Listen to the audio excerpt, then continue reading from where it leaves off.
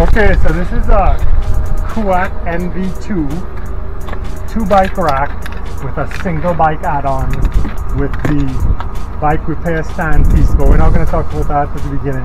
What we're going to do is we're going to show how to use this, and this stuff here, this stuff, very, very important.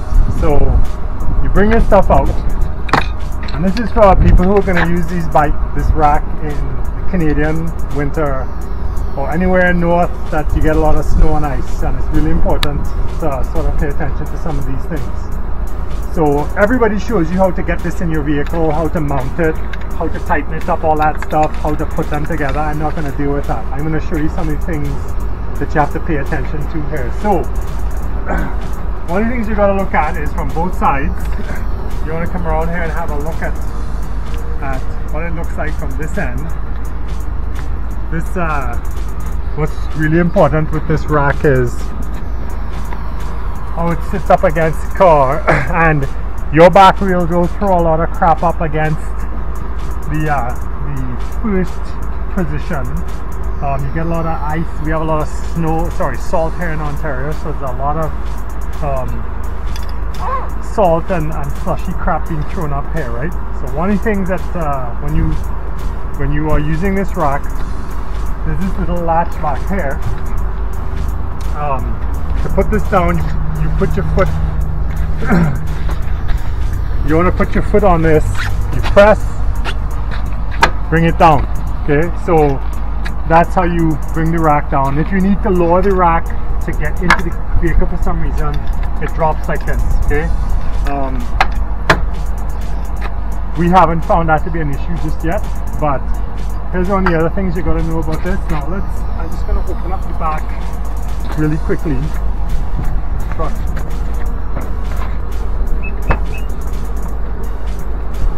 we're going to load some stuff up.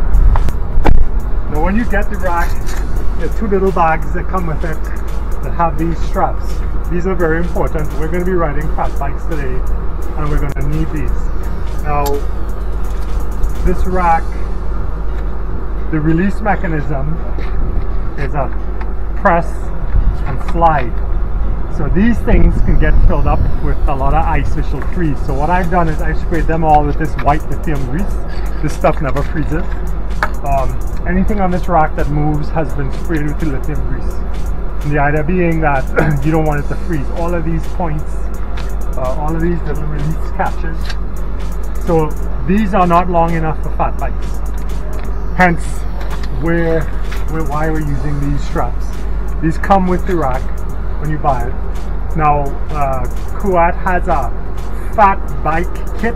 I'll put a picture of it right here, that you buy 10 US for one. Two of them is 20 bucks, and it costs something like $12 in the US to ship, $35 UPS to Canada, which means it's about $5 million by the time you get it and get ripped off by UPS, because you know how they really like to do. Anyway, spraying this stuff on has made all the difference. These tire mounts are perfect size. The fat bikes are a bit long, so you gotta roll them back, but I'll show you that in a second. And what's also very important about this is that we didn't have to lower or raise these, because the fat bikes, the seat posts that you drop, now that's Yukon 1 fat bikes, that makes a difference. With another fat bike that doesn't have a dropper post, you may have to drop this to let the bike lean forward slightly so the handlebars don't hit each other. Okay? So that is essentially how this rack works, right? And you can get 3 bikes on here, no problem, as we have. So what I'm going to do now is I'm going to bring the rest of this stuff out, and then I'm going to bring the bikes out and we'll load the bikes up. Bring your bike over. You extend the arm, pick up your bike, and it's on. Right? Push that little clamp out to the way. Now these bikes are 27.5-inch wheels, so they're a little bit longer than the 26ers. So what you have to do is sort of roll it back slightly, tuck this back in, and and then I give this a nice solid push down just to make sure it's locked. Right? Grab one of these,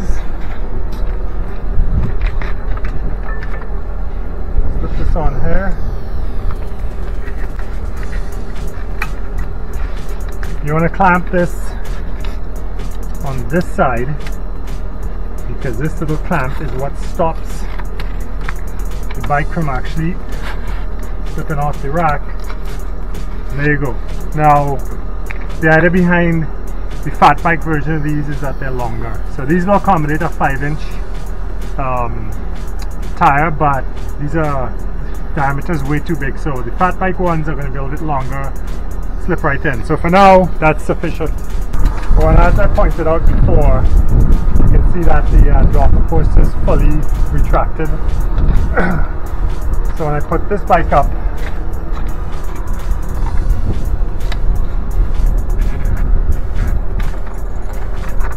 if you look over here, you can see how the dropper post extended in the paired with the handlebar.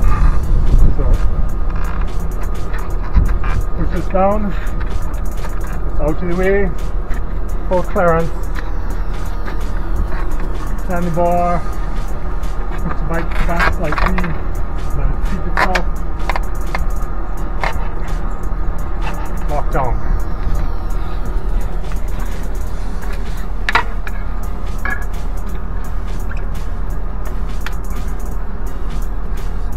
Catch this in here so it's out of the way.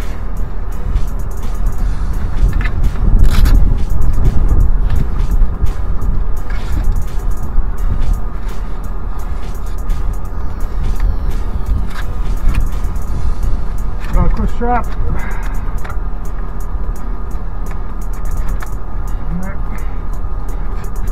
Done. Now, there is one problem with these.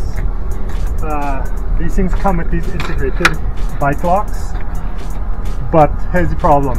This cable is so stiff that trying to loop this back around here to get this in this position is a pain in the ass. Okay, this is really hard to get in there and lock, and then once in that lock position, the stress on the lock is so great that it usually takes 3 hands to get this out. So I'd rather just run this to the other one over there, but they don't reach, so I can't get this to the other side. Right now, one of the other things is these locks have a little protective cap on them. See this? The problem is when this is bent around, this cable is thick, heavy, and it gets into that shape because of the cold weather. It presses against the cap and makes it extremely difficult to pull open, right? So that's another thing these guys gotta fix. I think this cable should be, this should be shorter, this should be longer to give you more loop. Anyway, that's my 2 cents. You know, with everything, there's good and bad. You don't find the things that are going to bother you until you actually go to use them. This bike stand, you know, when it's upright, you release it like this. It's been sprayed with lithium grease. You push it back in, you lock it with this clamp. This may come off because we're not really using it during winter. Extra weight, I can just keep it in the truck for now. But you know, everybody, there's a different version. There's the Yakima, there's One Up, there's 2 that makes these as well, and they're all slightly different, but these bikes are secure. They're not going anywhere, even without the fat bike clamps. But we went through a few other racks till we got to this, and I think that this is the answer. Like, there are only going to be 3 people in this vehicle riding for the next year with what's going on in the world, so we're not too worried about it. We don't need a 4th. If that ever does happen, you know, we'll work on it. But at this point, I give this 5 stars, 2 thumbs up, and that's my recommendation. So, stress less, ride more. If you need, these are really cool. Stay safe, see you on the trail.